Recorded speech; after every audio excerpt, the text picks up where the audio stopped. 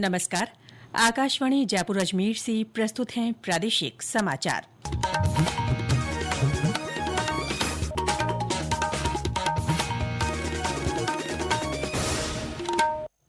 मुख्य समाचार।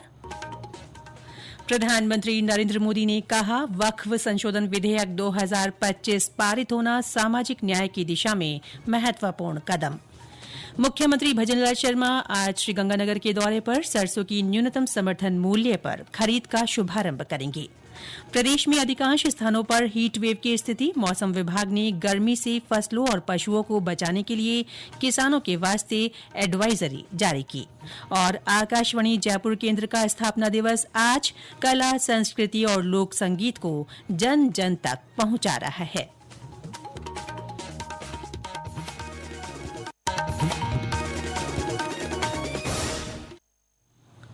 समाचारों के साथ मैं रितिका गुप्ता। और अब समाचार विस्तार से। प्रधानमंत्री नरेंद्र मोदी ने कहा है कि संसद से वक्फ संशोधन विधेयक 2025 पारित होना सामाजिक न्याय की दिशा में महत्वपूर्ण कदम है। वे कल रात नई दिल्ली में एक निजी मीडिया हाउस के आयोजन को संबोधित कर रहे थे। मुस्लिमों सहित सभी समुदायों के हित रक्षा में इस विधेयक को पारित करने के लिए संसद को बधाई देते हुए प्रधानमंत्री ने कहा कि अब वक्फ की शुचिता संरक्षित रहेगी, साथ ही वंचित वर्गों, महिलाओं और बच्चों के अधिकारों की सुरक्षा होगी। साथियों, मैं देश की संसद को सर्व समाज के हित में, मुस्लिम समाज के हित में एक शानदार कानून बनाने के लिए बधाई देता हूं। अब वक्फ की पवित्र भावना की भी रक्षा होगी और गरीब, पसमानदा मुसलमान, महिला, बच्चे सबके हक भी महफूज रहेंगे। मुख्यमंत्री भजनलाल शर्मा आज श्रीगंगानगर के दौरे पर रहेंगे। वे वहां सरसों की न्यूनतम समर्थन मूल्य पर खरीद का शुभारंभ करेंगे। वे नई धान मंडी में किसानों और व्यापारियों से संवाद भी करेंगे। हमारे संवाददाता ने बताया कि मुख्यमंत्री का शिवपुर हेड के निरीक्षण का भी कार्यक्रम है। जिला मुख्यालय पर सरसों का शुभारंभ करने के बाद सीएम शिवपुर हेड, करणपुर, रायसी नगर होते हुए सूरतगढ़ थर्मल पहुंचेंगे, जहां थर्मल के अभियंताओं के साथ बिजली उत्पादन को लेकर बैठक करेंगे। इसके बाद सीएम जयपुर के लिए रवाना होंगे। देर रात को सीएम के गंगानगर पहुंचने पर प्रशासनिक अधिकारी मौजूद रहे। यहां आने के बाद सीएम ने अधिकारियों से फीडबैक भी लिया। जितेंद्र शर्मा, आकाशवाणी समाचार से गंगानगर। इससे पहले मुख्यमंत्री कल हनुमानगढ़ के दौरे पर रहे। उन्होंने सर्किट हाउस में जनसुनवाई की। इस दौरान शिक्षा, स्वास्थ्य, ऊर्जा और ग्रामीण विकास विभाग सहित विभिन्न विभागों से संबंधित समस्याओं का मौके पर ही निस्तारण किया गया।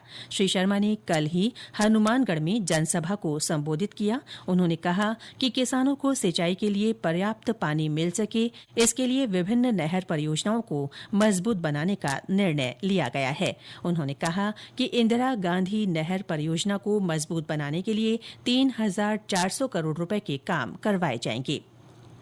प्रदेश में राइट टू एजुकेशन RTE के तहत प्रवेश के लिए आवेदन करने वाले विद्यार्थियों की आज लॉटरी निकाली जाएगी। शिक्षा और पंचायती राज मंत्री मदन दिलावर जयपुर के शिक्षा संकुल में आयोजित कार्यक्रम में ये लॉटरी निकालेंगे। जयपुर सीरियल बम ब्लास्ट के दौरान जिंदा बम मिलने के मामले में दोषी 4 आतंकियों को स्पेशल कोर्ट ने आजीवन कारावास की सजा सुनाई है। 4 अप्रैल को कोर्ट ने चारों आतंकियों सैफुर रहमान, मोहम्मद सैफ, मोहम्मद सरवर आजमी और शाहबाज अहमद को मामले में दोषी ठहराया था। कोर्ट ने 600 पन्नों का फैसला दिया है। फैसले के बाद सरकारी वकील सागर तिवाड़ी ने मीडिया को बताया कि कोर्ट ने इस मामले को बहुत गंभीर माना और आतंकवाद को पूरे समाज के लिए खतरा बताया। राज्य की संप्रभुता की रक्षा करता है। ऐसा पनिशमेंट जो है सामाजिक संदेश जाता है पूरी दुनिया में कि ऐसे आतंकवाद जैसे जो घटनाक्रम है, घृणित अपराध के लिए सहानुभूति की कोई जरूरत नहीं है। ऐसे में कानून व्यवस्था के साथ कोई समझौता नहीं किया जा सकता। रिपीटिशन की संभावना को समाप्त करते हैं। मैंने बताया, राष्ट्रीय एकता और अखंडता की रक्षा करते हैं। अंतर्राष्ट्रीय उदाहरण और सहयोग की बात करते हैं कि दुनिया में, देश में ऐसी घटनाओं के लिए किसी तरह की कोई नरमी बरतना किसी भी तरीके से उचित नहीं है। और ये एक प्रभावशाली न्यायिक प्रक्रिया को भी दोहराते हैं कि गंभीर अपराधों में किसी भी तरह की सहानुभूति की कोई जरूरत नहीं। गौरतलब है कि 13 मई 2008 को जयपुर के चारदीवारी इलाके में 8 श्रृंखलावार बम धमाके हुए थे।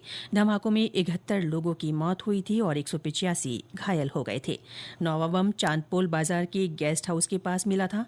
बम फटने के 15 मिनट पहले इसे निष्क्रिय किया गया था। ये समाचार आकाशवाणी जयपुर अजमेर से प्रसारित किए जा रहे हैं।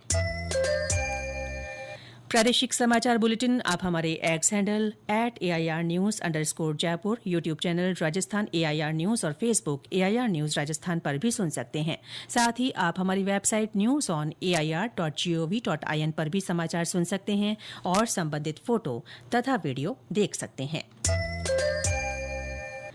प्रदेश में पिछले 24 घंटों में कुछ स्थानों पर हीट वेव दर्ज की गई। अधिकांश स्थानों पर दिन का तापमान 44 से 46 डिग्री सेल्सियस के बीच रिकॉर्ड हुआ। कल सबसे ज्यादा 46.4 डिग्री सेल्सियस तापमान बाड़मेर में दर्ज किया गया। मौसम केंद्र जयपुर के निदेशक राधेश्याम शर्मा ने बताया कि अगले 24 घंटों में एक पश्चिमी विक्षोभ के आंशिक प्रभाव से राज्य के पश्चिमी और उत्तरी भागों में कहीं कहीं आंधी के साथ हल्की बारिश की संभावना है। इससे तापमान में 2 से 3 डिग्री की गिरावट आ सकती है। फिलहाल राज्य के अधिकांश भागों में हीटवेव और उष्ण रात्रि की परिस्थिति बनी हुई है। सर्वाधिक अधिकतम तापमान बाड़मेर में लगातार तीसरे दिन 45 डिग्री से ऊपर दर्ज हुआ है। इसके अलावा अगले 24 घंटों में एक पश्चिम विक्षोभ का आंशिक प्रभाव से राजस्थान के पश्चिमी और उत्तरी भागों में मेघ गर्जन, ठंडा डेवलपमेंट होने और कहीं कहीं आंधी के साथ हल्की बारिश की संभावना है। इस सिस्टम का सर्वाधिक असर 10 से 12 अप्रैल के दौरान रहने की संभावना है। इसके असर से अगले 24 घंटों बाद तापमान में 2 से 3 डिग्री सेल्सियस की गिरावट होगी और हीट वेव के दौर से राहत मिलने की संभावना है। इस बीच मौसम विभाग ने गर्मी से फसलों और पशुओं को बचाने के लिए किसानों के वास्ते एडवाइजरी जारी की है। इसमें किसानों को नियमित रूप से सुबह और शाम फसलों की सिंचाई करने को कहा गया है। बढ़ते तापमान और लू के मद्देनजर विभिन्न जिलों में प्रशासन की ओर से व्यापक इंतजाम किए जा रहे हैं।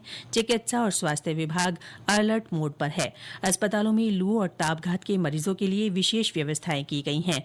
पशु पक्षियों के लिए भी सामाजिक संस्थानों और प्रशासन की ओर से पीने के पानी का इंतजाम किया जा रहा है और परिंडे लगाए जा रहे हैं। आम जन की समस्याओं के समाधान के लिए आज प्रदेश भर में अटल जन सेवा शिविरों का आयोजन हो रहा है। ये शिविर हर महीने के दूसरे गुरुवार को लगाए जाते हैं, लेकिन इस बार गुरुवार को सार्वजनिक अवकाश होने के कारण इन शिविरों का आयोजन आज किया जा रहा है। करौली जिले के श्री महावीर जी में कल महावीर जयंती पर मुख्य मेला भरेगा। मेले में भाग लेने के लिए देश भर से श्रद्धालु पहुंच रहे हैं। मेले को लेकर प्रशासन ने विशेष इंतजाम किए हैं। ब्यौरा हमारे संवाददाता से। श्री महावीर जी में भगवान महावीर के वार्षिक मेले में देश भर के जैन धर्मावलंबियों का जमावड़ा बना हुआ है।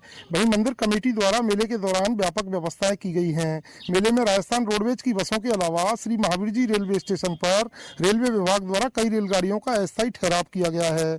इससे पूर्व भगवान महावीर के अभिषेक के लिए गंभीरी नदी में पांचना नदी के पानी की निकासी की गई है। मेले के दौरान आज कलश अभिषेक, पूजन और प्रवचन के कार्यक्रम आयोजित किए जा रहे हैं। 14 अप्रैल तक आयोजित किए जाने वाले इस मेले में मुख्य आकर्षण 13 अप्रैल को निकाली जाने वाली भगवान महावीर की रथ यात्रा रहेगी, जिसमें देश भर के विभिन्न भागों से लाखों जैन धर्मावलंबी भाग लेंगे। बांकेबिहारी शर्मा, आकाशवाणी समाचार, करौली। आकाशवाणी का जयपुर केंद्र आज अपना स्थापना दिवस मना रहा है। जयपुर में आज ही के दिन साल 1955 में आकाशवाणी केंद्र की स्थापना हुई थी।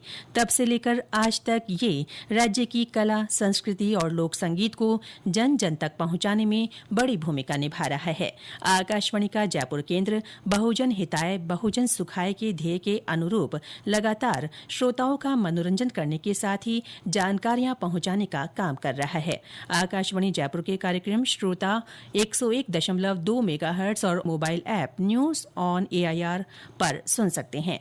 वहीं जयपुर स्थित जवाहर कला केंद्र ने कल अपना स्थापना दिवस मनाया। भारतीय कला और विरासत को सहेजने और कलाकारों के विकास के लिए वर्ष 1993 में जयपुर में एक अंतर्राष्ट्रीय बहुकला और संस्कृति केंद्र की स्थापना की गई, जिसे जवाहर कला केंद्र का नाम दिया गया। और अंत में मुख्य समाचार एक बार फिर। प्रधानमंत्री नरेंद्र मोदी ने कहा, वक्फ संशोधन विधेयक 2025 पारित होना सामाजिक न्याय की दिशा में महत्वपूर्ण कदम।